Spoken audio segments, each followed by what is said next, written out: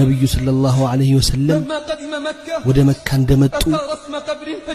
ወደ አንድ የቆየ ቀብር ሄዱና ተቀመጡ ማውራትም ጀመሩ ከዛም እያለቀሱ ተነሱ አልናቸው የአላህ መልእክተኛ ሆይ እኛ አይተናል ያደረከው አሉ እኔ ጌታዬን አስፈቀድኩት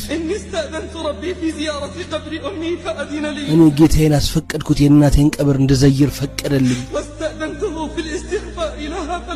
استغفار እንዳደርግላት አስፈቀድኩት አልፈቀደልኝም ከዚያን ቀን የበለጠ ሲያለቅሱ ታይቶ አይታወቅም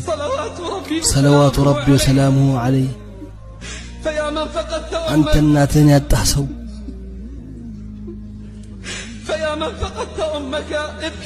አንተ እናትህን ያጣህ ሆይ በማጣትህ አልቅስ ለሷም የምታደርገውን ዱዓ አብዛ አንተ ደግሞ እናትህ በሕይወት ያለች ሰው